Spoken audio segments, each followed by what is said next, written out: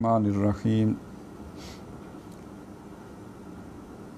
کنتم خیر امت اخرجت للناس تأمرون بالمعروف وتنہون عن المنکر وتؤمنون باللہ وقال عز وجل وجاہدوا فی اللہ حق جہادہ هو اجتباکم وما جعل علیکم فی الدین من حرج ملت ابیکم ابراہیم هو سماکم المسلمین من قبل وفی ھذا لیکون الرسول شہیدا علیکم وتکونوا شہداء علی الناس فاقیموا الصلاة وآتوا الزکاة واعتصموا باللہ هو مولاکم فنعم المولا ونعم النصیر۔ صدق اللہ العظیم۔ رب اشرح لی صدری ویسر لی امری واحلل عقدۃ من لسانی یفقہوا قولی۔ اللہم ارنا الحق حقا وارزقنا اتباعہ وارنا الباطل باطلا وارزقنا اجتنابہ۔ اللہم وفقنا لما تحب وترضى آمین یا رب العالمین۔ ابھی جو موضوع اس مجلس کے لیے منتخب کیا گیا ہے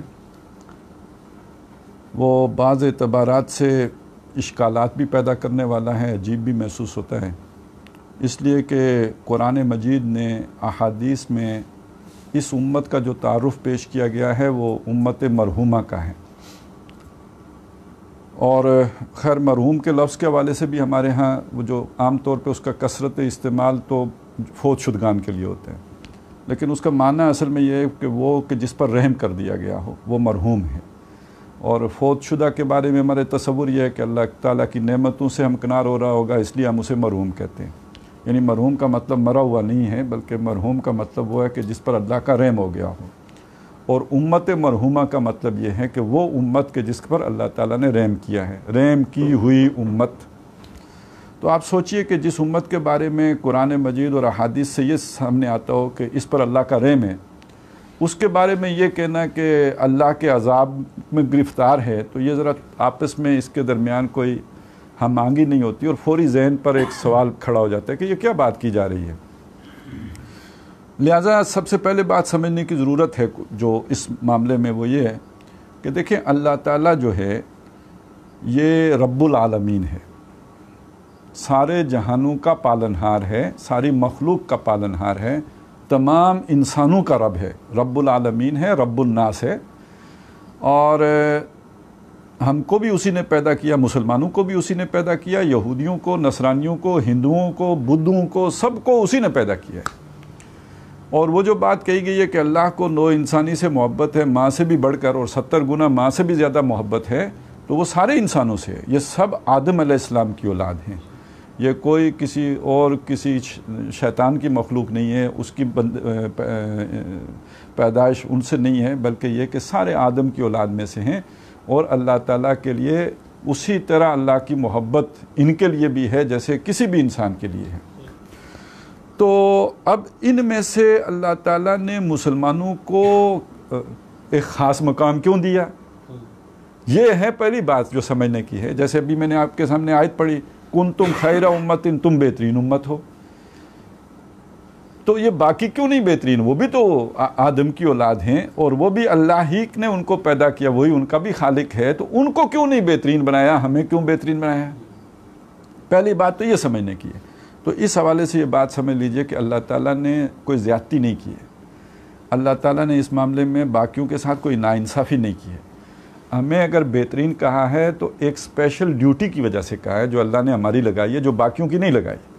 وہ اسپیشل ڈیوٹی یہ ہے کہ اخرجت للناس، تم لوگوں کے لیے نکالے گئے ہو۔ یہ بات سمجھنا بہت ضروری ہے، یہ سمجھے بغیر ہم بات کو سمجھ ہی نہیں سکیں گے جو قرآن مجید ہمارے سامنے رکھ رہا ہے۔ وہ یہ ہے کہ باقیوں کے ذمے اللہ نے انسانوں کی وہ خدمت نہیں لگائی جو ہمارے ذمے لگائی ہے، اس خدمت کے بدلے میں اللہ نے ہمیں ایک اسپیشل سٹیٹس دیا ہے۔ یہ اسپیشل سٹیٹس مفت میں نہیں ہے، یہ اسپیشل سٹیٹس اللہ کی طرف سے جو ہمیں الاٹ ہوا ہے یہ بغیر کسی ذمہ داری کے نہیں ہے، بلکہ ایک ذمہ داری ادا کرنے کے بدلے میں وہ اسپیشل سٹیٹس ہے، اور وہ ذمہ داری یہ ہے کہ تمہیں لوگوں کی خاطر نکالا گیا ہے۔ اب یہ جو لوگوں کی خاطر نکلنا ہے اس کا تعلق ہے جیسے نبی ہوتا ہے، جیسے رسول ہوتا ہے۔ اب وہ اپنی تجارت تو نہیں کرتا، وہ اپنے بال بچے کا خیال نہیں کرتا، وہ اپنے کاروبار کا خیال نہیں کرتا۔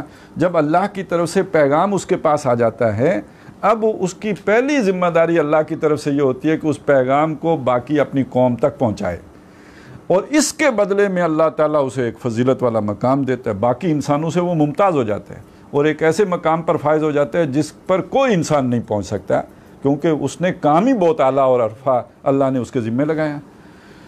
تو اب نبی اکرم صلی اللہ علیہ وسلم پر آ کے نبوت کا خاتمہ ہو گیا، اب کسی نبی نے نہیں آنا، اور وہ کام اب بھی کروانا تھا اللہ نے، وہ کسی کو تو اس کام کی ذمہ داری دینی تھی، تو وہ کام ہے اللہ کا پیغام انسانوں تک پہنچانا۔ تو اللہ نے پہلا کام تو یہ کیا کہ پیغام کو کر دیا محفوظ، قرآن مجید کو کر دیا محفوظ، کہ یہ اب دنیا سے ضائع نہیں ہوگا، یہ دنیا میں گم نہیں ہوگا جیسے کہ پرانے پیغام ہو گئے۔ اب اس پیغام کو حرکت دینے کے لیے، گردش میں لانے کے لیے، لوگوں تک پہنچانے کے لیے ایک گروہ چاہیے۔ پہلے ایک نبی یہ کام کرتا تھا، اب اللہ نے ایک ادارہ بنا دیا، اس ادارے کا نام ہے امت۔ لہٰذا وہ امت جب یہ کام کرے، اسے کہا گیا اخرجت للناس، تم لوگوں کے لیے کھڑے کیے گئے ہو، لوگوں کے لیے نکالے گئے ہو، تمہاری ڈیوٹی مامور کیے گئے ہو لوگوں تک اللہ کا وہ پیغام پہنچانے کے لیے، لہٰذا اب تمہارا سٹیٹس بھی اسپیشل ہو گیا ہے، اب تم چنیدہ جو ہوئے ہو، ایک کام کے لیے منتخب ہوئے ہو، لہٰذا تم اللہ کے چنیدہ لوگ ہو، پسندیدہ لوگ ہو، بہترین لوگ ہو۔ کنتم خیر امت اخرجت للناس، اور وہ کام کیا ہے؟ تأمرون بالمعروف وتنہون عن المنکر، لوگوں کو نیکی کی طرف بلاتے ہو اور برائی سے منع کرتے ہو، روکتے ہو، بچاتے ہو۔ اب یہ نیکی کی طرف بلانا اور نیکی کی ترغیب دینا اور نیکی کو فیسیلیٹیٹ کرنا اور برائی کو جو ہے بالکل اس کا خاتمہ کرنا، اس کا یعنی وسعت کتنی ہے یہ سوچنے کی بات ہے۔ یہ صرف کہہ دینے سے نہیں ہوگا، میں نے لفظ استعمال کیا فیسیلیٹیٹ کرنا، اس کا مطلب کیا ہے؟ ایسا ماحول بنا دینا کہ جس میں نیکی کرنا آسان ہو اور برائی کرنا مشکل ہو۔ دیکھیے نبی اکرم صلی اللہ علیہ وسلم کی بھی یہ شان قرآن نے بیان کی ہے نا، کہ وہ نبی رسول امی جب آئے گا تو یامرہم بالمعروف وینہاہم عن المنکر، وہ انہیں نیکی کا حکم کرے گا اور برائی سے روکے گا۔ سورہ اعراف آیت نمبر 157 میں یہ مضمون آیا ہے۔ تو حضور نے منہ زبان سے بھی کہا، بیان بھی کیا، سمجھایا بھی، لیکن جب دنیا سے گئے تو ایک ایسا نظام قائم کر کے گئے جس میں نیکی کرنا آسان تھا اور برائی کرنا مشکل تھا۔ صرف منہ زبانی باتیں نہیں ہیں، ایک ایسا معاشرہ تشکیل دے دینا جس میں اچھائی پر چلنا آسان ہو اور برائی کرنا مشکل ہو جائے، یہ محمد رسول اللہ صلی اللہ علیہ وسلم کر کے گئے۔ اور صرف اس حد تک نہیں کہ ماحول ایسا بنا دیا، انسان کی جو بنیادی ضرورتیں ہیں نا جو اسے برائی کی طرف لے کے جاتی ہیں، ان کی بھی فراہمی کا بندوبست کر کے گئے۔ روٹی، کپڑا، مکان، تعلیم، علاج، یہ اسٹیٹ کی طرف سے ہو، ریاست کی طرف سے ہو، ایک ویلفیئر اسٹیٹ ہو، تاکہ انسان ان غموں سے آزاد ہو کر اس امر بالمعروف اور نہی عن المنکر کا کام بڑی آسانی اور سہولت کے ساتھ کر سکے، سارے وسائل اس پر صرف ہو رہے ہوں۔ یہ ریاست محمد رسول اللہ صلی اللہ علیہ وسلم بنا کر گئے دنیا سے۔ تو اس کا مطلب یہ ہے کہ امر بالمعروف نہی عن المنکر کا مطلب صرف اتنا نہیں ہے کہ ہم نے کہہ دیا جی عورتیں گھروں کے اندر بند ہو جائیں، یا یہ کہ اگر کوئی ایسی دکان کھلی ہو جس کے بارے میں ہمارا خیال ہو یہاں سے بے حیائی پھیلتی ہے تو اس کو بند کرا دیں زبردستی، یا یہ کہ وہ جو بل بورڈ لگے ہوئے ہیں ان کے اوپر انڈے مار کے تو ان کی شکل بگاڑ دیں۔ یہ اس سے بہت اونچی بات ہے، بہت بڑھیا بات ہے، بہت وسیع مفہوم کی عامل بات ہے۔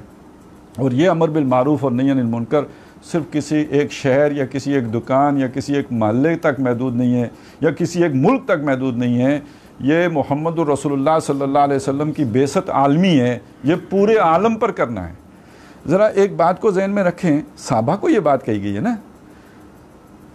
انہوں نے عرب میں تو امر بالمعروف نہی عن المنکر ہو گیا تھا، یہ اخرجت للناس کا مطلب اب کیا ہے؟ ایران میں بھی کرنا ہے۔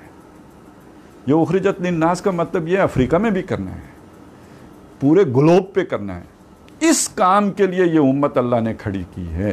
وہ جو نبی آتے تھے نا، نوح علیہ السلام ہو یا کوئی اور ہو، وہ ایک خاص علاقے میں امر بالمعروف اور نہی عن المنکر کرتے تھے، اور اس امت کو اللہ تعالیٰ نے عالمی مشن سونپا ہے کہ پورے عالم پر تم نے امر بالمعروف اور نہی عن المنکر کرنا ہے۔ اچھا، اب میری عقل، آپ کی عقل، ہمارا دل یہ مانے گا یا نہیں کہ ان کو اسپیشل سٹیٹس بھی ملنا چاہیے، ان کو وہ رتبہ ملنا چاہیے جو قرآن نے دیا ہے؟ تو وہ جو پہلی بات ہمیں نظر آ رہی تھی کہ یار یہ کوئی ناانصافی کی بات تو نہیں ہے، اب معلوم ہوگا کہ کام ہی اتنا مشکل سونپا ہے، یہ کوئی آسان کام ہے؟ چمی گویا مسلمانم بلرزم کے دانم مشکلات لا الہ را، یہ تو پتا پانی کر دینے والی بات ہے اور انسان کو بالکل غم سے نڈال کر دینے والی بات ہے. یہ بڑی پریشان کن اللہ تعالیٰ نے ایک ذمہ داری لگا دی ہے. یہ ایک کولے جو ہے وہ بہت بوجھ، بھاری بوجھ اللہ تعالیٰ نے جو ہے لاد دیا اس امت پر. لہٰذا بدلے میں کمپنسیشن میں پھر اللہ نے وہ رتبہ بھی دیا ہے، مقام بھی دیا ہے، مرتبہ بھی دیا ہے. تو کسی کو پہلی بات تو یہ ہے کہ اس پر حیران نہیں ہونا چاہیے کہ اللہ نے اتنا بڑا مرتبہ کیوں دیا ہے، اس لیے کہ کام بھی بہت بڑا دیا ہے. اور دوسری بات یہ کہ اللہ نے یہ نہیں کر دیا کہ اب کوئی اس امت میں داخل نہیں ہو سکتا. کوئی بھی ہندو ہو، پارسی ہو، وہ یہودی ہو، نصرانی ہو، وہ اس مشن میں جب بھی آئے گا تو اس امت کا حصہ ہے. وَآخَرِينَ مِنْهُمْ لَمَّا يَلْحَقُوا بِهِمْ، وہ بعد والے بھی اسی امت میں سے ہو جائیں گے. یعنی اوپن ہے اس مرتبے کو، جو بھی پانا چاہے وہ کلمہ پڑھ کر اور اس مشن کو اختیار کر کے وہ اس مقام کو پا سکتا ہے. تو اللہ نے نو انسانی کے ساتھ زیادتی کوئی نہیں کی. پہلی بات تو یہ سمجھ میں آ گئی. اب دوسری بات یہ دیکھنے کی ہے اور سمجھنے کی ہے کہ ایک طرف اگر اللہ ذمہ داری دے کر اتنے بڑے انعام اور انسینٹیو کی بات کرتا ہے، تو اگر اس ذمہ داری کو نہ ادا کیا جائے تو پھر سزا بھی تو اتنی ہی بڑی ہونی چاہیے. یہ بالکل سمجھ میں آنے والی بات ہے یا نہیں ہے کہ آپ کسی کو بھی کسی کام پہ اپوائنٹ کرتے ہیں، یہ جسے ہم اپوائنٹ کرنا کہتے ہیں، اسے ہماری دینی اصطلاح میں کہتے ہیں مامور کرنا. وہ جو نبی ہوتے ہیں نا وہ اللہ کی طرف سے اپوائنٹڈ ہوتے ہیں، یعنی مامور ہوتے ہیں. اللہ نے وہ ذمہ داری اس کو سونپی ہوتی ہے. اب یہ ذمہ داری اللہ نے اس امت کو سونپ دی ہے، مجھے اور آپ کو سونپ دی ہے، بحیثیت مجموعی سونپی ہے. یعنی میں ایک فرد کی حیثیت سے مکلف نہیں ہوں، امت کا فرد ساتھی ہونے کے اعتبار سے ایک امت مکلف تھی، ایک جماعت مکلف ہے. میں اس کا فرد ہوں. جتنا امت پر بوجھ آتا ہے اس کا ایک حصہ میرے اوپر بھی اس کا آ جائے گا. ہم سب اس کے مکلف ہو گئے. وہ امت پر بحیثیت مجموعی اس کا بوجھ آ گیا ہے. اس نے جماعت کی حیثیت سے یہ کام کرنا ہے. کرے گی تو اللہ نے اتنی بڑی اس کو درجہ دیا ہے. نہیں کرے گی تو آپ کی عقل بھی کہے گی، میری عقل بھی کامن سینس جسے ہم کہتے ہیں، ہر آدمی کی عقل کہے گی، کامن آدمی کی عقل بھی کہے گی کہ اس کی پھر سزا بھی ویسی ہونی چاہیے. جیسا اس کا انعام بڑا ہے ایسے ہی پھر اس کی سزا بھی بڑی ہونی چاہیے. اس کی میں ایک مثال آپ کے، چونکہ میں نے وہ نبیوں کی والی مثال آپ کے سامنے رکھی ہے تو شاید قرآن مجید نے یہی نقطہ سمجھانے کے لیے ہمارے سامنے ایک واقعہ رکھا ہے، اور وہ واقعہ حضرت یونس علیہ السلام کا. دیکھیں یونس علیہ السلام کی بھی یہی ذمہ داری تھی نا کہ اپنی قوم کو سمجھائیں. اچھا یہ نہیں کہ انہوں نے نہیں سمجھایا، ہماری طرح کاروبار میں لگ گئے، نعوذ باللہ، ایسی کوئی بات نہیں ہے. انہوں نے سمجھایا پوری، اور اس درجے میں سمجھایا کہ اللہ کی طرف سے فیصلہ ہو گیا کہ اس قوم پر عذاب آئے گا. یہ فیصلہ تو نہیں ہوتا جب تک کہ اسے سمجھا نہ دیا جائے، جب تک اتمام حجت نہ ہو گئی ہو، اس کے بعد ہی یہ فیصلہ ہوتا ہے. اور فیصلہ ہو گیا، اس کا مطلب ہے حضرت یونس علیہ السلام نے سمجھانے کا حق ادا کر دیا. لیکن جو جس جگہ پہ اپوائنٹ ہوتا ہے وہ اس جگہ کو چھوڑ تو نہیں سکتا نا.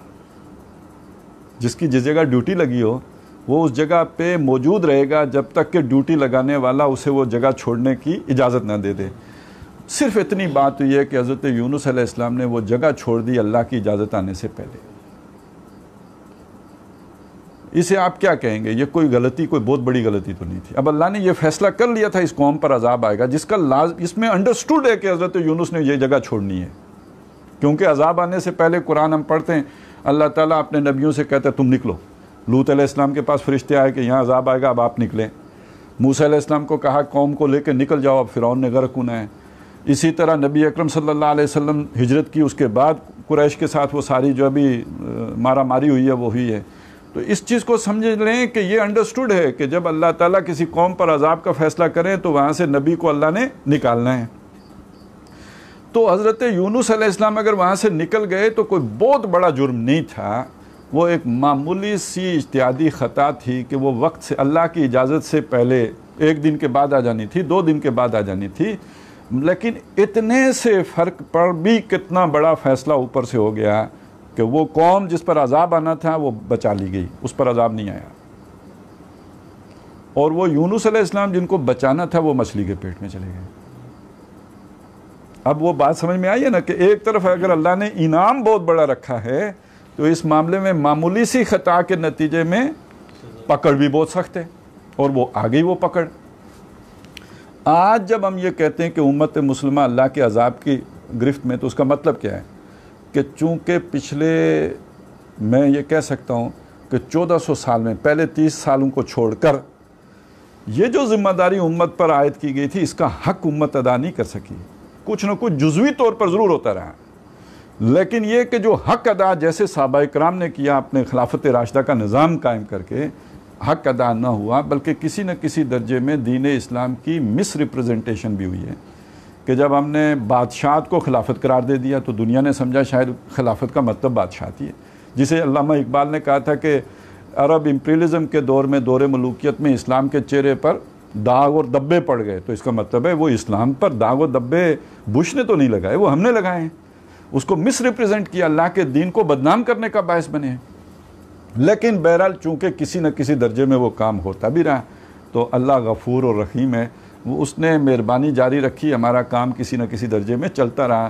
دنیا میں مسلمان 800 سال تک تو پورے عروج کے ساتھ اور پورے دبدبے اور ایک حکومت اور علم اور تہذیب اور تمدن کا گہوارہ ہونے کی حیثیت سے دنیا میں جو ہے وہ رہے ہیں، لیکن یہ کہ پچھلے جو 400 سال ہیں نا، ان 400 سالوں میں مسلمان اپنی اس رستے کو بالکل ہی بھولے بیٹھے۔ اب عالمی سطح پر ہم نے ہندوؤں پر کون سا اتمام حجت اس پورے عرصے میں؟ ہاں، لڑائیاں لڑی ہیں، گالیاں دی ہیں، ان کو ہم نے جو ہے وہ ذلیل ترین انسان ضرور ثابت کیا ہے، لیکن جو ہمارے ذمے ان تک پہنچانے والا کام تھا ہم نے کتنا کیا ہے؟ ہم نے عیسائیوں کو اور یہودیوں کو کتنی تبلیغ کیا اور کتنا سمجھایا اور کتنا قرآن ان کو سکھایا ہے، اور خود ہم نے کتنا سیکھا ہے؟ اب تو مسلمانوں کو دیکھو تو وہ خود قرآن سے اتنے ہی، اللہ کے پیغام سے اتنے ہی دور ہیں جتنا کوئی یہودی یا نصرانی یا وہ دور ہوں گے۔ تو اب اس کی کوئی، جیسے یونس علیہ السلام کی اگر گرفت ہو گئی تھی تو کیا امت کی گرفت نہیں ہوگی؟ یہ وہ گرفت ہے جس میں اس وقت امت آئی ہوئی ہے، جس کی ایک تعبیر وہ ہے جو ہم نے عذاب کے لفظ سے کی ہے۔ اچھا، یہ جو تعبیر ہے یہ ڈاکٹر اسرار احمد رحمۃ اللہ علیہ کے اکثر لیکچرز میں آپ کو ملے گی کہ وہ امت مسلمہ اللہ کے عذاب کے پکڑ میں اور اس طرح کی چیزیں آتی تھیں۔ میں اب یہ چاہتا ہوں کہ اس میں تھوڑی سی ہمیں ایک تبدیلی کرنی چاہیے، میں ایک تجویز کے درجے کی بات ہے، اس لیے کہ عذاب جو ہے نا عام طور پر یا تو وہ جڑ کاٹنے والا عذاب ہوتا ہے، اور یہ اس قوم کو یا اس امت کو یہ باتیں سنائی جا سکتی ہیں جو بے فکر ہو، خوشحالی میں اللہ نے خوشحالی دی ہوئی ہے، آرام سے ہے، چین سے ہے، اور اپنی ذمہ داری سے بے فکر ہے، تو اسے ڈرانے کے لیے یہ بات کہی جا سکتی ہے کہ اللہ کا عذاب تم پر آئے گا اگر تم نے اپنی ذمہ داری ادا نہ کی۔ اب جب ہم اس گرفت میں آ چکے ہیں تو یہاں پہ ہمیں ایک امید کی ضرورت ہے جو اپنی قوم کو اور اپنے لوگوں کو دینی چاہیے، لہٰذا اس کے لیے ایک تعبیر اور بھی ہو سکتی ہے، اور وہ ہے آزمائش کی تعبیر، کہ امت مرحومہ بہت بڑی آزمائش کی لپیٹ میں۔ یہ جو آزمائش ہوتی ہے، یہ عذاب ہوتا ہے، اس کو اگر آپ خاص طور پہ حضرت علی رضی اللہ تعالیٰ عنہ کے قول مبارک سے سمجھیں تو بات بڑی آسانی سے سمجھ میں آ جائے گی۔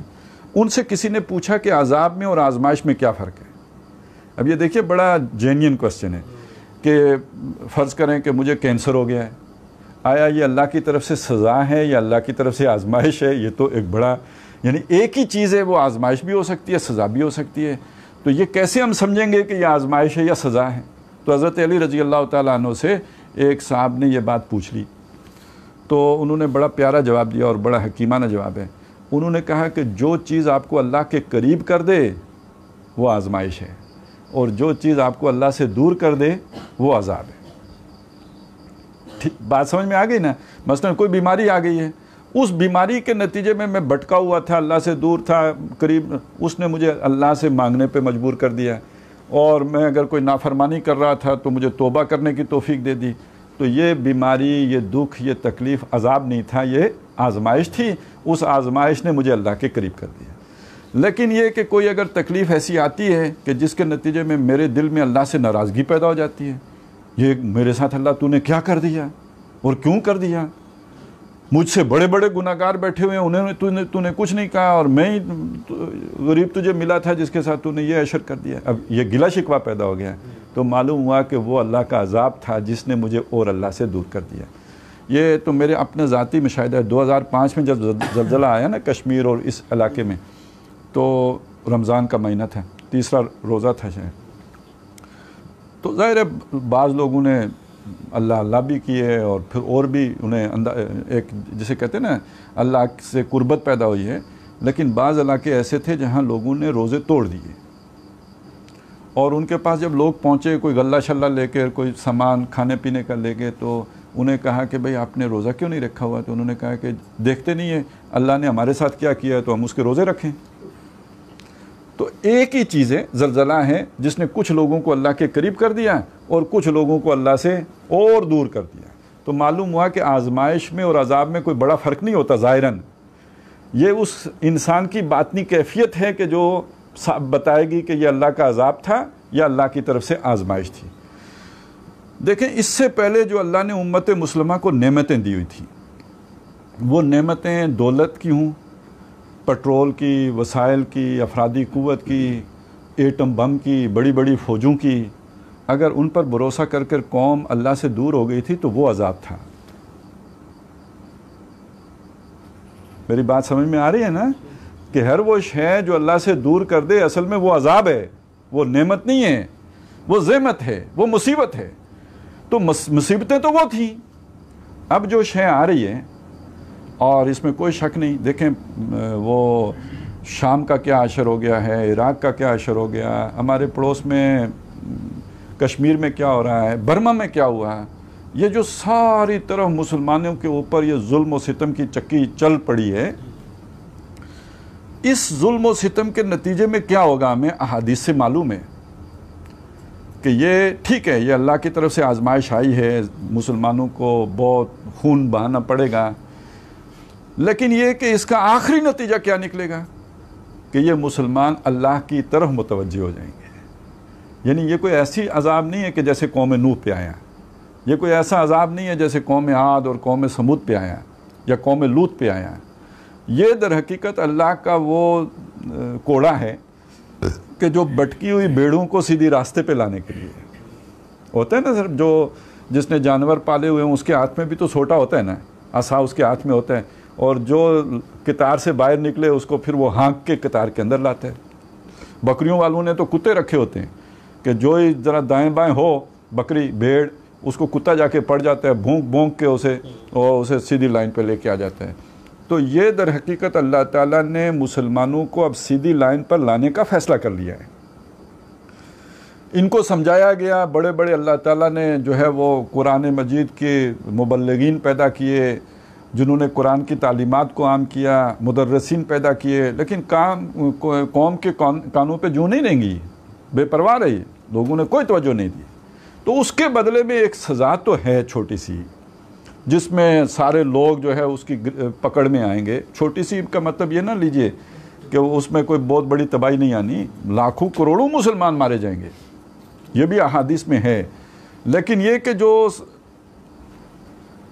آخری نتیجہ قوم کے اعتبار سے نکلنا ہے کہ وہ بچ رہیں گے کہ جو خالص ہو جائیں گے، جو اس سارے عمل کے نتیجے میں اللہ کے قریب ہو جائیں گے، دین سے اور جڑ جائیں گے اور قرآن مجید کو اپنا امام بنا لیں گے، ان کے لیے اللہ تعالیٰ پھر حفاظت کا سامان کر دے گا۔ تو میں اس کے لیے جو تعبیر اب اختیار کر رہا ہوں وہ یہ کہ یہ ایک ہلچل پورے اس علاقے میں ہوگی، عرب میں بھی ہوگی، ہندوستان میں بھی ہوگی، پاکستان میں بھی ہوگی، جغرافیے بھی بدلیں گے، مار کٹائی بھی ہوگی، بڑے پیمانے پہ قتل و غارت گری کے بازار بھی گرم ہوں گے، جیسے کہ تاریخ میں ہوتے رہے، جیسے کہ بنی اسرائیل کے ساتھ ہوا، بخت نصر نے کیا، ٹائٹس رومی نے کیا، یہ مسلمانوں کے ساتھ بھی ہوگا، جیسے ہٹلر نے یہودیوں کے ساتھ کیا، یہ سب مسلمانوں کے ساتھ بھی ہوگا۔ لیکن اس سب کے نتیجے میں اللہ تعالیٰ چھانٹ کر، نکھار کر، نکھیڑ کر ایک نئی امت کی تشکیل کرے گا۔ امت کے اندر سے ایک نئی امت وجود میں آئے گی جو اللہ کے پھر اب چنیدہ لوگ ہوں گے، اس مشن کو اختیار کریں گے۔ یہ جو سورہ آل عمران میں جو آیت میں نے آپ کو سنائی، کنتم خیر امۃ اخرجت للناس، اس سے پہلے ایک آیت گزر چکی ہے، وَلْتَكُمْ مِنْكُمْ أُمَّةٌ، تم میں سے ایک جماعت ہونی چاہیے، يَدْعُونَ إِلَى الْخَيْرِ وَيَأْمُرُونَ بِالْمَعْرُوفِ وَيَنْهَوْنَ عَنِ الْمُنكَرِ، جو نیکی کا حکم کرے، برائی سے روکے، اور بلائی کی طرف، الخیر کی طرف، قرآن کی طرف دعوت دے، نیکی کا حکم کرے، برائی سے روکے، وَأُولَٰئِكَ هُمُ الْمُفْلِحُونَ، فلاح یہ پائیں گے، کامیاب یہ ہوں گے، کامرانی کا تاج ان کے سر پر رکھا جائے گا، یہ وہ لوگ ہیں گویا جو یہ کریں گے۔ اب اللہ تعالیٰ اس بڑی 1.5 ارب کی امت کے اندر سے ایک امت ابھاریں گے، چھانٹ کر نکالیں گے، اس کو کھڑا کریں گے کہ جو کام وہی کرے گی جو امت کے ذمے اصل کام ہوگا، اور پھر یہ کہ اسے زمانے کا امام بنائیں گے۔ لیا جائے گا تجھ سے کام دنیا کی امامت کا، وہ دنیا کی امامت کے لیے اللہ تعالیٰ، وہ جس کے لیے کہ اللہ نے محمد رسول اللہ صلی اللہ علیہ وسلم کو مبعوث کیا، جس کے لیے ان کے ساتھی تیار کیے اور وہ اٹھے، اب آخری دور میں آ کر دوبارہ وہ ایک جو ہے وہ مرحلہ آنا ہے۔ لیکن اس میں جو اب ہمارے لیے سمجھنے کی اور غور کرنے کی اور توجہ دینے کی بات ہے وہ یہ ہے کہ اگر اللہ تعالیٰ یہ مرحلہ لے آئے اور ہمیں نظر آ رہا ہے، سعودی عرب بھی لپیٹ میں آ رہا ہے، پاکستان کے گرد بھی گھیرا تنگ ہو رہا ہے، تو یہ اگر سارا مرحلہ بالکل سر پہ آ گیا ہے تو اس میں اس امت کے اندر سے بچے گا کون؟ نجات کون پائے گا؟ سروائیو کون کرے گا؟ بچاؤ کس کا ہے؟ آنے والے دور کے لیے جو لیڈرشپ اللہ نے مسلمانوں کو دینی ہے، اس لیڈرشپ کے لیے چناؤ کس کا ہوگا؟ جو امر بالمعروف اور نہی عن المنکر کی خاطر، جو اس مشن کی خاطر جس کے لیے کہ اللہ نے یہ امت برپا کی ہے، اپنے ذاتی فیصلے سے تن من دھن لگانے کے لیے تیار ہو جائے گا۔ میں آج اپنے آپ کو تیار کر لیتا ہوں، اللہ کو وقف کر دیتا ہوں، میری اولاد اس کے لیے تیار ہو جاتی ہے، تو یہ گویا اللہ کی طرف سے پروٹیکشن میں آنے کا، بچاؤ اللہ کا جو ہے وہ ان لوگوں کے ساتھ ہوگا جو یہ فیصلہ کر چکے ہوں۔ اللہ کے قریب آنے کا مطلب یہ ہے، یہ وسیلہ انہوں نے پکڑ لیا اور اللہ تیری طرف سے جو ذمہ داری امت کی آپ نے لگائی ہے، اس ذمہ داری کا اپنے حصے کا کام کرنے کے لیے میں اپنے آپ کو وقف کرتا ہوں۔ ان کے لیے تو اللہ کی مدد ہوگی۔ باقی گویا اب جو ہے وہ جیسے ہم گندم کاٹتے ہیں نا، تو اس کے اندر سے اسے تھریش کرتے ہیں، تو گندم کا جو دانہ ہے وہ تو لے لیتے ہیں اور باقی بھوس جو ہے وہ اڑا دیتے ہیں۔ اب بھوس کے اڑا دینے کا مرحلہ آ گیا ہے، اور یہ جو اللہ کی طرف سے یہ جو آ رہی ہے مصیبت کہیں اسے، ان میں سے وہ جو اڑ جائیں، جو فوت ہو جائیں، جو مارے جائیں، اب اس میں بھی دو باتیں ہوں گی۔ ایک وہ شخص ہے کہ جس کو اللہ تعالیٰ نے اس مظلومانہ موت کے نتیجے میں اس کی جو بھی دنیا میں کمیاں تھیں، کوتاہیاں تھیں، اور یہ جو ذمہ داری تھی اس سے جو اس نے انحراف کیا تھا، اس کی اس مظلومانہ موت نے وہ بدل بن گئی، اس کی کفارہ ہو گئی، اور اللہ تعالیٰ اس کی بخشش کا اور مغفرت کا سامان کر دیں۔ اب جو جس قسم کے مسلمان بوسنیا میں تھے، جس قسم کے مسلمان برما میں تھے، جس قسم کے مسلمان فلسطینی ہیں، یا جیسے مسلمان ہم ہیں، تو اگر ایسی مظلومانہ موت آتی ہے تو شاید اللہ تعالیٰ نے ایک رحم کی صورت یہ پیدا کر دی کہ چلیں اس کلمے کے بدلے میں دنیا میں اس طرح کی موت دے کر اللہ نے ہمارے گناہوں کا کفارہ کر دیا۔ لیکن یہ کہ دنیا میں تو باقی نہیں رہے، دنیا میں تو تباہی، گھر کو تو آگ لگ گئی، اور جو نقصان ہونا تھا وہ تو ہو گیا، ہو سکتا ہے عزتیں بھی پامال ہوں، سارا کچھ جو دنیا میں ہوتا ہے وہ ہو گیا، لیکن یہ کہ شاید آخرت کے اعتبار سے یہ بدل بن جائے، یہ جو تکلیف جس سے گزریں اس میں، کہ وہ ان گناہوں کا کفارہ بن جائے اور یہ بخشے جائیں۔ یہ ایک امید رکھنی چاہیے ہمیں، نیک امید رکھنی چاہیے۔ اور دوسری بات یہ ہے کہ دنیا میں اللہ تعالیٰ، اچھا وہ لوگ کہ جو اس پر اللہ سے خفا ہوں، ناراض ہوں، ایسے بھی ہوں گے اور ہیں، ہمارے اندر بیٹھے ہوئے ہیں۔ آپ کو معلوم ہے کہ اب مسلمانوں میں ایسے لوگ بہت بڑی تعداد میں ہیں جن کے سامنے اللہ رسول کی بات کرو تو ان کو بری لگتی ہے، اتنی شاید یہودیوں کو بری نہ لگے جتنی انہیں بری لگتی ہے۔ آپ کو روز پالا پڑتا ہوگا ان لوگوں سے۔ اب وہ تو منہ پھاڑ کے یہ بھی کہہ دیتے ہیں کہ کدھر آیتیں پڑھ رہے ہو اور حدیثیں سنا رہے ہو، کوئی مطلب سمجھ والی بات کرو۔ ان کی نظر میں قرآن و حدیث ناسمجھی کی باتیں ہیں، بیوقوفی کی باتیں۔ آپ نے ایسی باتیں سنی ہوں گی، بڑے بڑے جو ہے وہ ہمارے دانشور ہیں ایسے جو یہ بات کہتے ہیں کہ میں آپ کے سامنے مسئلہ رکھ رہا ہوں، آپ مجھے آیتیں پڑھ کے سنا رہے ہو۔ تو ہمارے لیے تو تمام مسائل کا حل اللہ کی کتاب میں اور محمد رسول اللہ صلی اللہ علیہ وسلم کے فرمودات میں ہے، لہٰذا ہم تو وہی پڑھ کے رکھیں گے۔ لیکن میں اس ضد اور ہٹ درمی کی بات کر رہا ہوں جو مسلمانوں میں سے بعض دلوں کے اندر پیدا ہو چکا ہے، لہٰذا وہ ان کے لیے تو یہ یقیناً ساری صورتحال عذاب کی ہے۔ اچھا یہی وہ لوگ ہیں جو اس وقت صاحب اختیار ہیں، یہی وہ لوگ ہیں کہ جو اس وقت مسلمانوں کے کرتا دھرتا ہیں، یہی وہ لوگ ہیں جو یہود و نصارہ کے ساتھ تعلقات استوار کیے ہوئے ہیں اور یسارعون فیہم، انہی میں گھستے ہیں، جا کے انہی سے محبت کی پینگیں بڑھاتے ہیں۔ لہٰذا اس میں تو کوئی شک نہیں ہے کہ یہ ان کے لیے عذاب ہے، یہ مسلمانوں کے عام طبقے کے لیے عذاب نہیں ہے، یہ ان مسلمانوں کے لیے عذاب نہیں ہے جن کو اللہ تعالیٰ چھانٹ کر اس مشن کے لیے جو ہے اب کھڑا کرنے والا ہے۔ البتہ مسلمانوں کا جو مؤثر طبقہ ہے، جو اس وقت مؤثر ہے، جو ہمارا حکمران طبقہ ہے، جو ہمارا پالیسی میکنگ جو لوگ جو اس سطح پہ بیٹھے ہوئے ہیں، چونکہ وہ ایک عرصے سے وہ نسل در نسل جو ہے وہ انگریز کی غلامی میں ہیں، ان کے بڑوں نے جاگیریں اسی بنیاد پر حاصل کی تھی کہ انہوں نے مسلمانوں کے ساتھ غداریاں کی تھیں، 1857 کی جنگ آزادی میں مجاہدین پکڑوائے تھے جس کے بدلے میں انعام میں یہ جاگیریں ملی تھیں. اور پھر ایسے ہی لوگ جو اب تو جو بھی مسلمانوں میں لیڈر بنتے ہیں وہ وہی ہیں کہ جن کی کرپشن کے سارے ثبوت ان کے پاس ہوتے ہیں تاکہ ذرا بھی کھڑا ہونے کی کوشش کریں تو کوئی لیک آ جائے اور اس لیک میں جو ہے وہ اس کو بہا دیا جائے. لہٰذا ان لوگوں کے لیے تو یہ یقیناً بہت بڑا عذاب ہوگا, اس میں تو کوئی شبہ ہی نہیں. اور اس عذاب کی وہ جو نقشہ کھینچا گیا ہے نا کہ فَإِذَا هُمْ مُبْلِسُونَ, یہ بجھ کے رہ جائیں گے, ان کی ساری امیدیں جو ہے وہ دم توڑ کے رہ جائیں گی. اور میں آپ کو سچی بات بتاؤں کہ جب ہم اس طرح کا نقشہ ایسے لوگوں کے سامنے پیش کرتے ہیں, ان کو بتاتے ہیں کہ اب یہ حالات بن گئے ہیں اور پاکستان کے لیے یہ خطرات پیدا ہو گئے ہیں, وہ کہتے ہیں یار کیا بات کرتے ہو, کوئی خطرہ نہیں ہے, ہمیں کچھ نہیں ہو سکتا, پاکستان قیامت تک قائم رہنے کے لیے بنا ہے. مجھے یہ بتائیں, یہ سوچ, یہ قرآن مجید تو اس کے بالکل برعکس بات کرتا ہے کہ مومن تو ہر وقت ڈرتا رہتا ہے پتہ نہیں کیا ہو جائے. نبی اکرم صلی اللہ علیہ وسلم سے زیادہ نیک کون ہوگا, اور صحابہ کرام رضوان اللہ تعالیٰ علیہم اجمعین سے زیادہ بہتر جماعت کون سی ہوگی. اور وہاں پہ اگر آندھی تیز چلتی تھی تو حضور مسجد پہنچ جاتے تھے, کہیں قیامتی تو نہیں آ گئی. اتنا اندیشہ ہر وقت وہ لوگ بھی رکھتے تھے. اور آج کے یہ بے فکر لوگ کہ سود خوریاں کر کے, سودی نظام جاری کر کے, فحاشی پھیلا کر, یہ سب کچھ کر کے پھر یہ سمجھتے ہیں نہیں ہم تو قیامت تک قائم رہیں گے. یہ تو خالص فرعونی سوچ ہے, یہ تو تباہ و برباد ہونے والے لوگوں کی سوچ ہے. اور قرآن مجید نے سورہ اعراف میں تمام جو قومیں ہلاک ہوئی ہیں نا ان سب کا ذکر کیا ہے, اور جو اسے کنکلوڈ کیا ہے, جو باقی باتوں کے علاوہ ایک بات یہ بھی آئی ہے کہ فَلَا يَأْمَنُ مَكْرَ اللَّهِ إِلَّا الْقَوْمُ الْخَاسِرُونَ, اللہ کی جو خفیہ تدبیر ہوتی ہے اس سے ناچنت نہیں ہوتے مگر وہی لوگ ہوتے ہیں جنہوں نے تباہ ہونا ہوتا ہے. اب یہ لوگ سمجھتے ہیں اللہ نے ہمیں کچھ نقصان نہیں پہنچا, ہم سود کھائیں ٹھیک ہے بے شک کھائیں, ہم بے حیائی پھیلائیں بے شک پھیلائیں, ہم لوگوں پر ظلم کریں بے شک کریں, ہمیں کچھ نہیں ہونا. لہٰذا اصل میں جب ہوگا تو انہوں نے تو سوچا ہی نہیں ہوگا. وہ 1965 میں بھی حملہ ہوا تھا نا جب, تو ہمیں تو امریکہ نے تسلی کرائی ہوئی تھی کچھ نہیں ہوگا, تو جب ہوا تو ہوائیاں اڑ گئیں.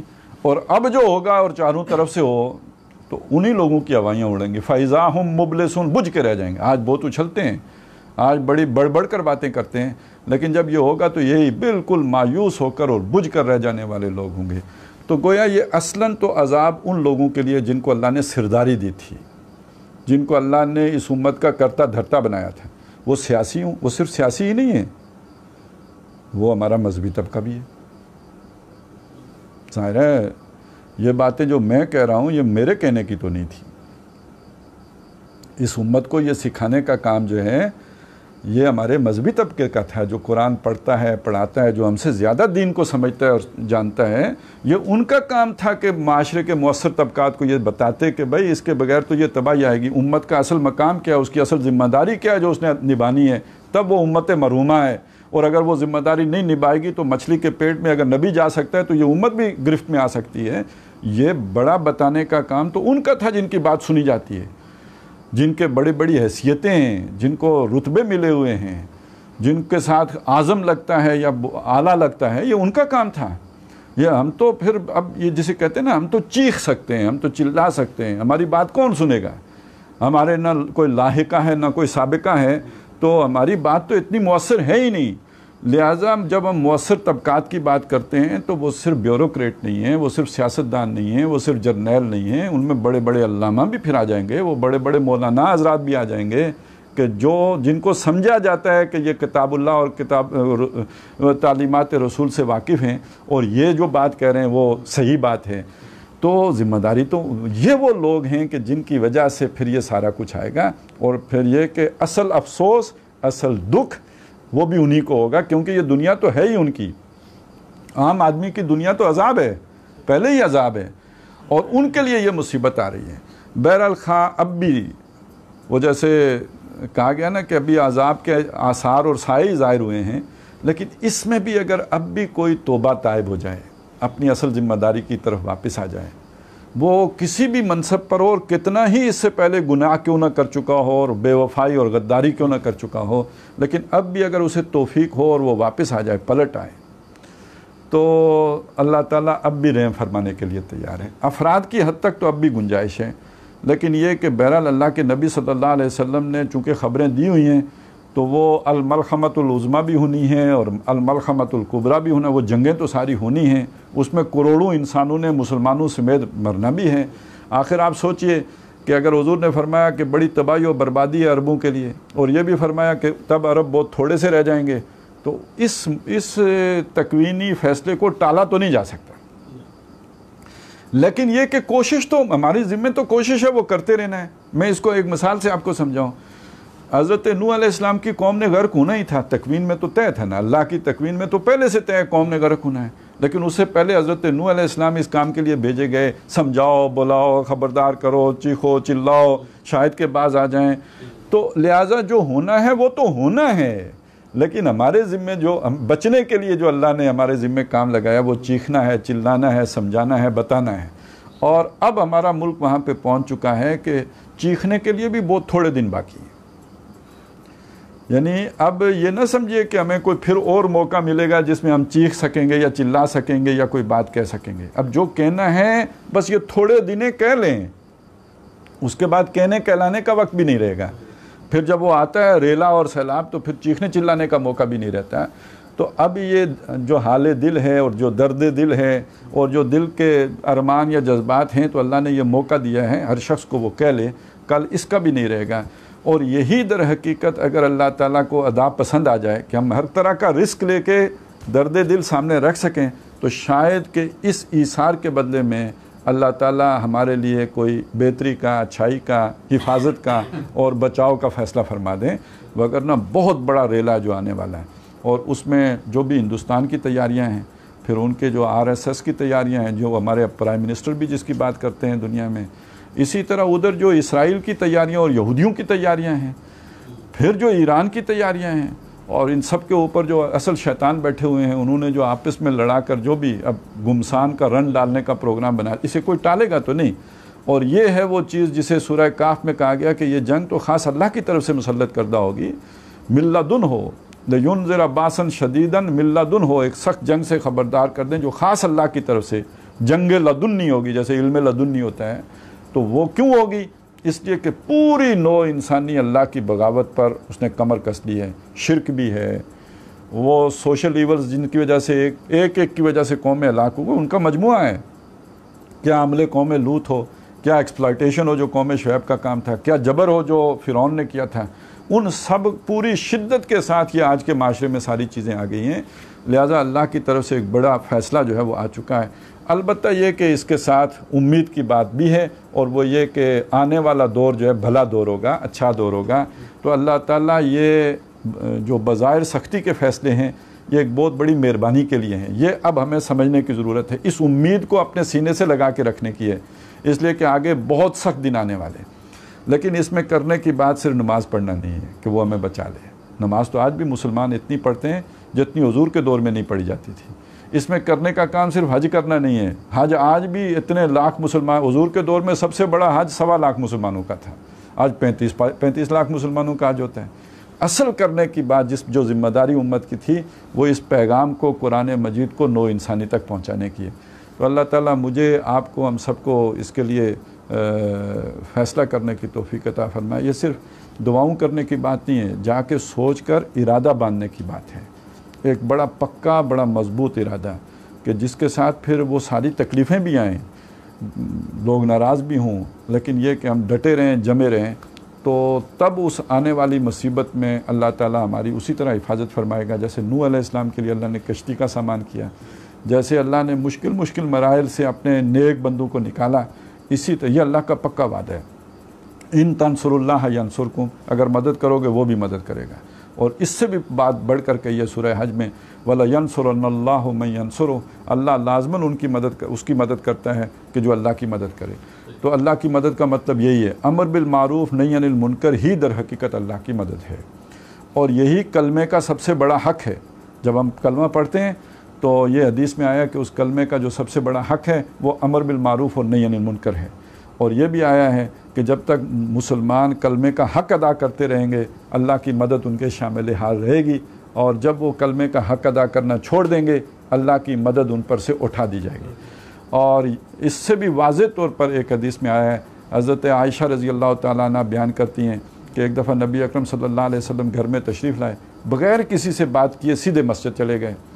تو یہ غیر معمولی صورتحال دیکھ کے وہ بھی جا کے دیوار کے ساتھ مسجد کے جو حجرہ تھا اس کے ساتھ کان لگا کے کھڑی ہو گئیں کہ میں سنوں کہ کیا فرماتے ہیں. تو حضور نے ممبر پہ بیٹھ کے تشریف فرما ہو کے جو خطبہ دیا اس میں کہا یا ایھا الناس، ہے لوگو، مرو بالمعروف ونہوا عن المنکر، نیکی کا حکم کرو برائی سے روکو. بلکہ یہ بھی الفاظ ہیں ان اللہ تعالیٰ یقول لکم، اللہ تعالیٰ تم سے یہ کہتا ہے نیکی کا حکم کرو برائی سے روکو. قبل ان تدعوا فلا اجیب لکم، اس سے پہلے کہ تم دعائیں مانگو میں جواب ہی نہ دوں. وَتَسْأَلُونَكُمْ وَتَسْتَنصِرُونَكُمْ، اور تم مدد مانگو، فلا انصرکم، میں تمہاری مدد ہی نہ کروں. اس سے پہلے یعنی اس کا کیا مطلب ہے؟ امر بالمعروف نہی عن المنکر اگر کرو گے تو مجھ سے مانگو گے تو میں تمہاری عطا کروں گا، اور مدد مانگو گے تو مدد دوں گا. اور اگر امر بالمعروف اور نہی عن المنکر نہیں کرو گے تو پھر تم مانگتے رہو گے، میں کوئی مدد نہیں کروں گا. لیکن اس میں ایک بات سمجھ لیجئے، یہاں جو بات کہی گئی ہے یہ انفرادی دعا کی بات نہیں ہے. انفرادی دعا کی شرائط اور ہیں، وہ رزق حلال کھائیں اور اللہ سے مانگیں، اللہ آپ کی حاجتیں ضرورتیں پوری کرے گا. لیکن ایک ہوتی ہے اجتماعی دعا، اے اللہ کافروں پر ہماری مدد فرما. یہ میرا ذاتی مسئلہ تو نہیں ہے نا، یہ تو قومی مسئلہ ہے. اے اللہ جو ہے وہ فلسطین کے مسلمانوں کی مدد فرما، اے اللہ کشمیر کے مسلمانوں کو آزادی دے. یہ ہے اجتماعی دعا. یہ دعا نہیں قبول ہوگی جب تک کہ امر بالمعروف اور نہی عن المنکر کی ذمہ داری مسلمان نہ ادا کرے. اور یہ جو ہے سزا یہ نہیں ٹلے گی جب تک کہ یہ ذمہ داری نہ ادا کی جائے کہ جو اللہ تعالیٰ نے اس امت پر عائد کی ہے.